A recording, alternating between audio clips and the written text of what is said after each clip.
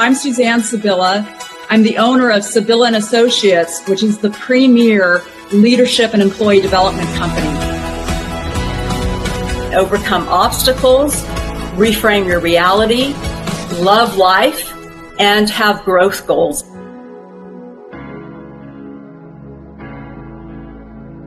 Change and shift your energy. Pivot.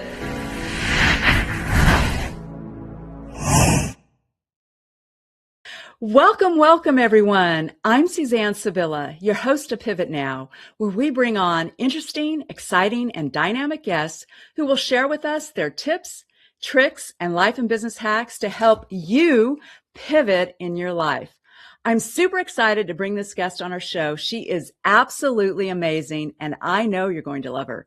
Let me tell you a little bit about her.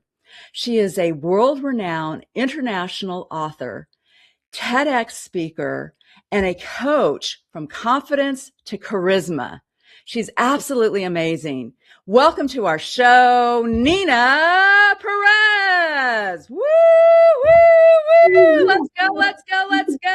Hearts and fires. Welcome, Nina. Welcome. It's so great to have you on the show. I'm so excited to talk with you about how you've pivoted in your life and business. So what's been the biggest pivot in your life or business? Tell us about that and how you've overcome those pivots. Oh my gosh. Okay, so I'll bring everybody back to COVID times.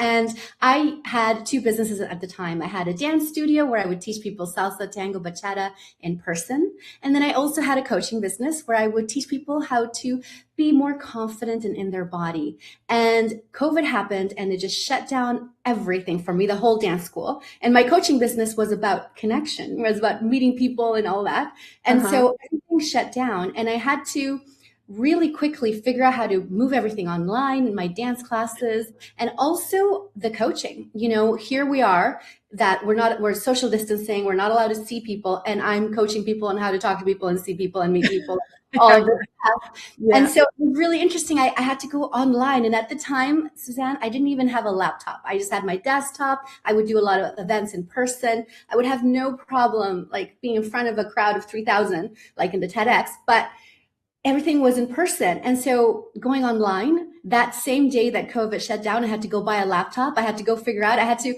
call my friend who's a sound guy. And I'm like, what do I do? How do I do this stuff? Such a whole bunch of new things all at once. And, you know, we talk about social courage. I had to have the courage to tell my friends and family, even my students, what was going on. That, okay, we're going online and I don't know how to do this and we're going to do it together. We're going to figure it out. And this is what I came up with. And there was a lot of getting on video. There was a lot of learning sound and microphones and all of this stuff. And also my coaching business. I had to make alliances with people that were like, okay, now we're going to be doing Zoom dates. So Nina, can you coach people on Zoom, you know, on how to direct a Zoom meeting where nobody's like falling asleep? And how can you have a date through Zoom and all of these different relationship things? And it was difficult and I had to learn very quickly. And, you know, I pretty much had to pivot in one day. Yeah, I totally get that. I mean, that's where I was coming from too, because I still remember that. I still recall that in 2020 when everything shut down and I had, you know, a business that was in person. I was doing coaching, I was doing training in person, and then everything shut down. I was like, what am I going to do? Right. And so I had to do the same thing, bring everything online. That's when I wrote my book as well about pivoting. So it's so great that you did the same thing. You pivoted in your life and in your business, and here you are now. So how did you overcome those obstacles? Because I know there was a lot of obstacles in your place, right? How did you overcome that? Yeah, you know, the first thing that I had to understand was that all of a sudden I was a beginner again. Here I was online in front of the camera and I had to look at a green dot and relate to it and show my, connect through the green dot, and it was all brand new. And it brought me back to that beginner feeling and the beginner things that a lot of my students and clients go through. When you're starting something new, the first mistake people make is that they don't want to make any mistakes, right? They want to do it all right. And so I had to overcome that perfectionism. I had to overcome that like self-consciousness of getting on video. And I did a lot of things really wrong and really right. And so kind of, I maneuvered my way through. But the overcoming was a lot of talking to myself, of talking to friends and community around me to help me. And this is where the social courage concept comes in. For me, let me define this. Social courage is the ability for you to share yourself and your heart and your values in front of 1 or 100 people or 1,000 people or whoever, right? You coming as yourself and being able to share yourself vulnerably, to connect, to say, this is who I am. Do you want to be friends? This is who I am. I need help. This is who I am. This is what I'm going through. Can you relate? Right? That's the social courage, not just by yourself, but with other people. And I love that. Yeah, that's so great. Mm-hmm. I really love that because it is about connecting with other people. I mean, that's how we met each other, right? Is through a community. And I think a lot of times we can be so scared or fearful and say, oh, I don't know if I want to tell other people or really show who I really am because they may not accept me as who I am. And there's that fear about that. And so it's so great that you're talking about that, like having that courage to be who you are and to have that vulnerability to show who you are and to be authentic. I love that. Yeah. That gets a flame. I don't know if people can see the flame. You want to be authentic, but from a place of power. And I think this is where a lot of people step up. They're like, oh, I'm afraid to speak what's going on. Well, don't come from that fear place. Don't share your vulnerability from a place of fear. Share your vulnerability from a place of power, meaning you're not going to be like, oh my God, I'm so depressed, I'm defeated, and so on. But you can say, I'm having a challenge right now. I'm trying to get over it. I'm trying to figure it out, and I'm having a challenge. So that's a different place to come from. You're coming from, I'm okay, I'm powerful, and I'm going to figure it out. This is my challenge versus I'm depressed and defeated and I don't know what to do and I'm in fear. Help me, right? It's a different energy. And so that's a distinction to think about. Yeah, I love that too. That is so great that you made that distinction because that is so true. You don't want to come from a place of helplessness or feeling powerless or a place of fear. You want to come from that feeling of being powerful and overriding the fear. Like you can feel the fear, but put that in the passenger seat. Like you're the driver of your life. And so I love that you talk about that. Yeah. That's amazing. That's excellent. So tell us a little bit more of like, give us some clues, some steps, if you will. We have this part of our conversation. We call it 3, 2, 1, go. And so give us 3 tips, 2 strategies, and 1 action item to pivot our lives forward. Oh, I love this. So 3 tips. So my first tip is learn how to answer common questions that you're going to get asked, like, how are you? What do you do? And don't just be like, I'm good, I'm busy. Be like, I'm good. Let's say you want to say I'm good. Share some other thing. For example, I'm good. I'm so excited. I'm going to be on this podcast coming up that's going to be featured in Roku. And so that gives people an in to be like, oh, they can talk about Roku. They can talk about the podcast. They can talk about why are you featured? What are you going to talk about? There's like room to maneuver. And so one of those things when you're like, I don't know what to say with people. I don't know how to connect. This is why I don't want to get out there and be social because I don't know what to do. Practice. What are you going to say when somebody says, how are you? And don't just answer the normal way. So that's my first go-to tip. How are you and what do you do are questions that you're going to get asked a lot. So figure out how to answer them in a way that you give a little bit more of yourself. A little bit more what's happening. Maybe you're like, oh, how are you? I'm great. I'm so excited. My son just won his first game in basketball and he was so happy. And so now you can talk about your son, basketball, whatever, the season, school, right? It just opens up the whole world. Another tip is don't go at it alone. So I remember when I was getting on camera, so during my pivot, I started getting red every time I would get on camera, like super embarrassed. Sometimes I would say something and I'd be like, that's the wrong thing. And then I would become like fire hydrant red. Oh, no. And so it was very embarrassing. People would say, are you okay? What's going on? And so it was very hard because it's like live and people are watching you, right? And so immediately when I started having those moments, I found a community and I joined like a 21-day video challenge, and we would record video every day. I didn't share those videos. I just did the thing with the community. And so I didn't go at it alone, right? And then other people would be like giving me tips, helping me. By the end of the 21-day challenge, I was no longer red. I was more like Rosie. I would be more like natural. And then over time, this is how I feel like now I'm not embarrassed anymore. But it took me some time, and being around the community helped me see that I wasn't alone at this, that other people were going through the same thing and giving me tips around it. Other things around social courage: don't be afraid to ask for help. Like when I had to pivot, I called like a whole bunch of friends, and I'm like, I don't know what to do. Everything is shut down. And so what do I do? And so somebody said, go get a laptop, get a Mac. Somebody said, we need sound and lighting and microphones, and you need to figure out how to get the music.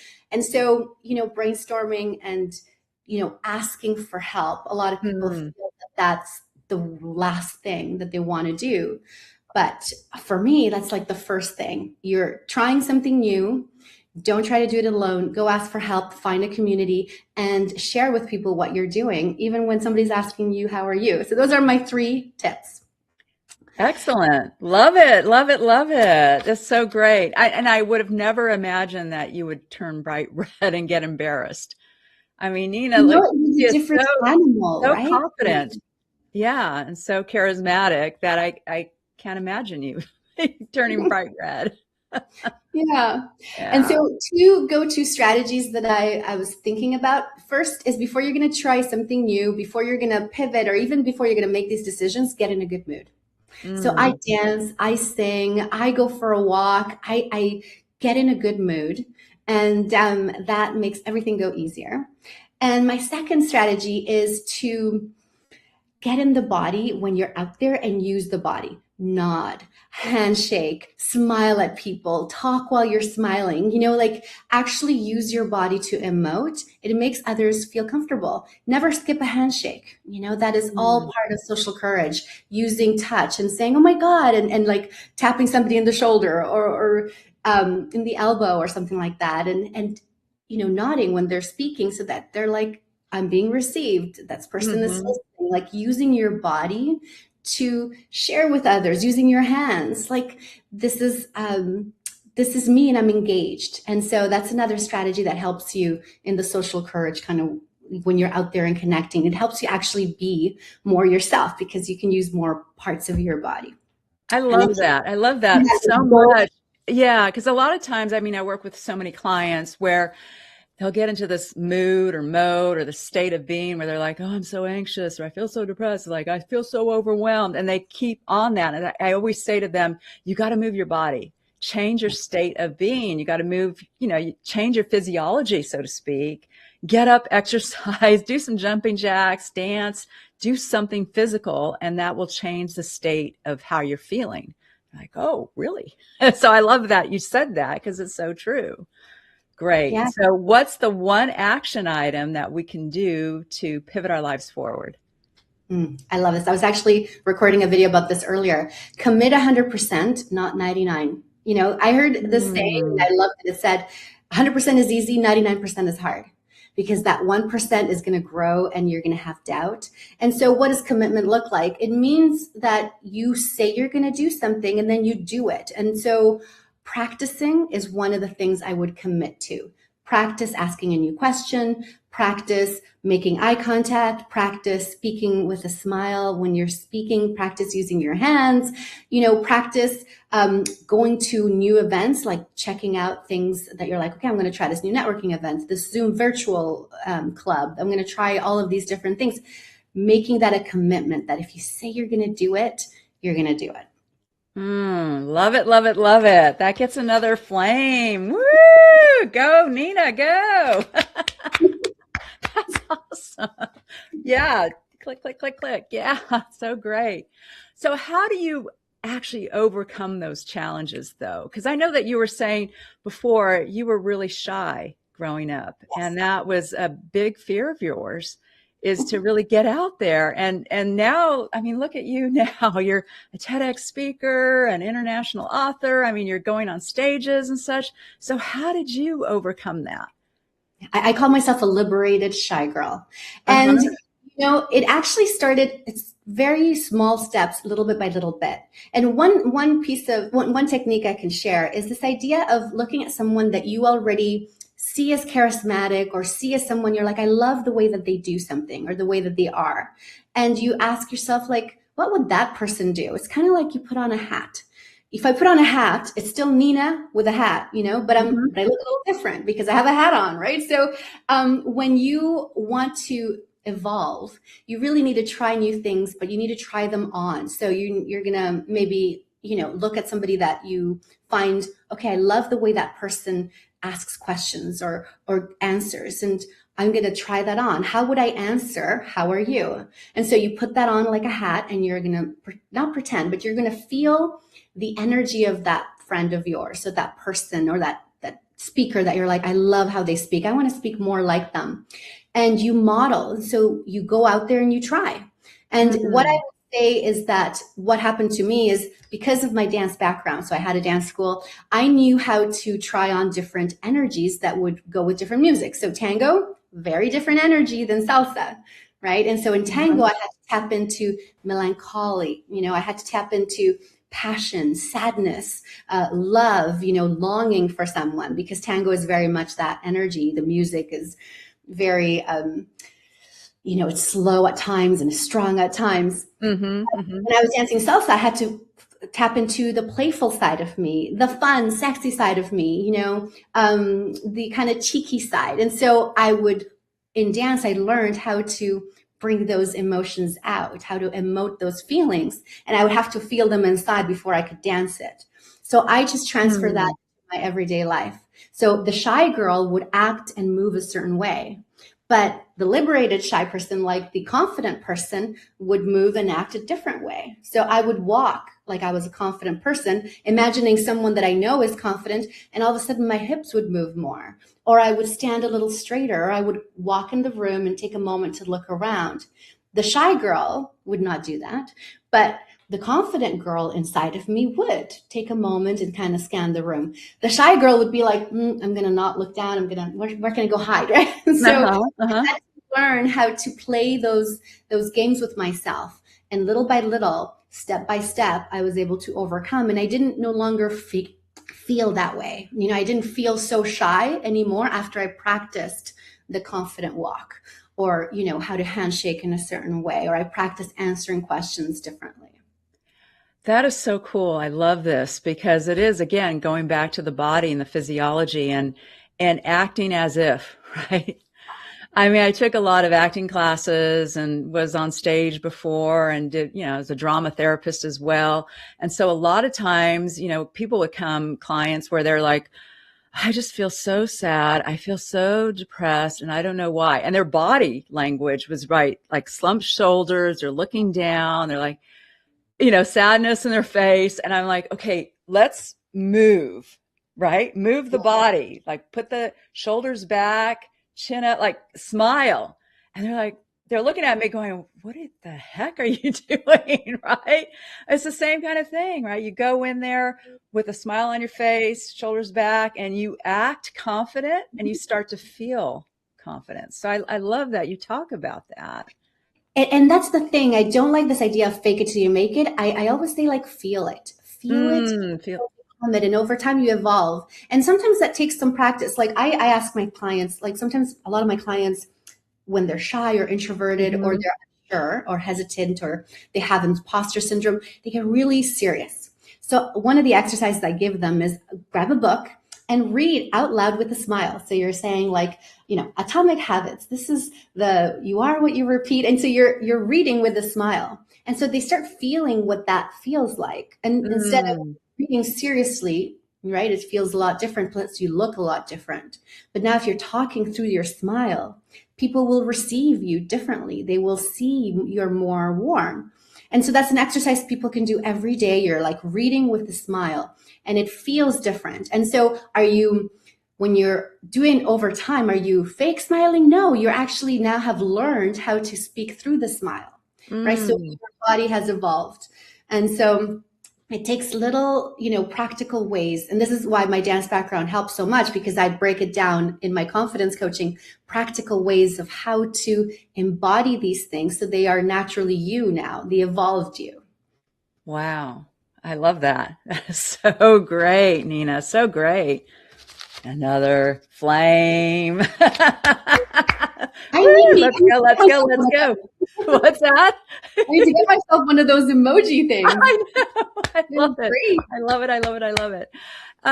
Yeah, just tell us a little bit more, about the mindset, because I know a lot of that is, mindset and shifting the mindset, and especially if we feel that imposter syndrome, like you were talking about. I know many of my clients feel that way, where it's like, oh, they're in a certain position at their career and like an executive role, for example, and they just don't feel like they are suited to that, or they feel like, oh, I don't know if I can do this. They feel all those imposter syndrome kind of feelings. So how do you overcome that? Tell us about it.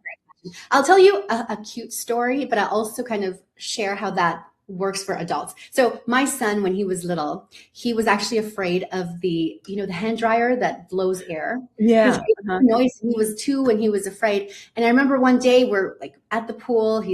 I want him to dry his hands and he doesn't want to. And so I looked at the machine and I said, you don't want to go and put your hands under the tickle machine? I'm like, oh my God. And so I put my hands under the machine and it's making noise. And I'm like, laughing. And I'm like, I love the tickle machine. And he looked at me like, I interrupted the pattern, right? Mm. And he put his hands under and he starts laughing too. And so now we're both laughing and we're laughing under the tickle machine. And so that was a mind reframe, but It was also an experience. So he was afraid. I made a story around it that was going to be beneficial for him. He tried it. He had an experience and it went well, right? So now every time we went to any bathroom, we couldn't stop. We had to go through the tickle machine. It was this new thing. He was no longer afraid. But it is so quick and easy to do that with ourselves, but don't go short from just creating a new story. You need to create an experience right after it. So sometimes people are saying, I'm so shy to go speak to someone, or, I came, but I don't feel good. I'm going to leave. What you do before you go to the event or before you pitch or before you get on camera is so important. You want to start creating a new story around it. So for my son, it was the tickle machine. For my clients, I always say, ask a better question. Maybe something like, who am I going to meet that's going to change the course of my life in the next networking meeting?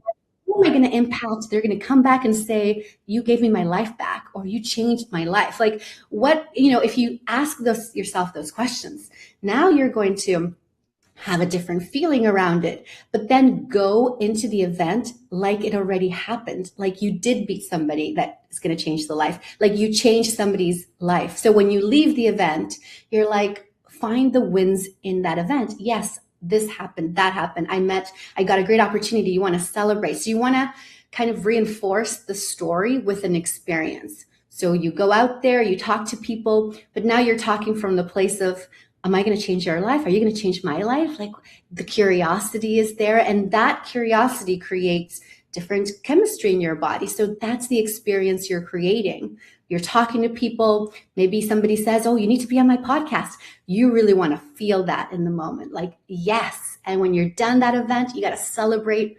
Oh my God, now I'm going to be a podcast. Who knows how many people I'm going to change by what I'm sharing and talking, right? And so you're magnifying the experience behind the story. So you start with a story and then you create an experience with it. Wow. Oh my gosh. That is fire. That is fire in hearts. I absolutely love what you just said. And I love the tickle machine. How brilliant that is. That is so brilliant. I mean, that really shifted for him, right? It shifted the fear of like, oh my gosh, I can't do that, to, well, I want to go to the tickle machine. I want to get that laughter going. I want to get that feeling again. That's so brilliant. And I love what you're talking about, like change the story and your perception of the story and the experience that goes behind that too. And you'll change everything. Wow. Yeah, because our brains are very smart and we need to find evidence to match new story. So a lot of people fall short. They'll just tell the story to themselves, but then they don't really believe it and they have no evidence. And so then it's like they feel like they're lying to themselves. So that's where mindset work is not enough if you don't create experience and evidence to, back up your new story. Yeah, so true. So true. Having the experience to back it up. I love it. So great. So where can we find you, Nina, and how can we connect with you? Well, I'm all over, LinkedIn, Instagram, Facebook. You can find me on my website. Like all the latest news is under ninaperez.ca because I'm a Canadian girl, like live in Canada. And if you want to have some of these amazing, powerful questions you can ask to people and figure out how do I answer this question so that you're ready. I also have a free guide. It's called the Powerful Questions Free Guide. And you can find that at ninaperez.ca as well. That's fantastic. I love it so much. Is there anything else you want to add?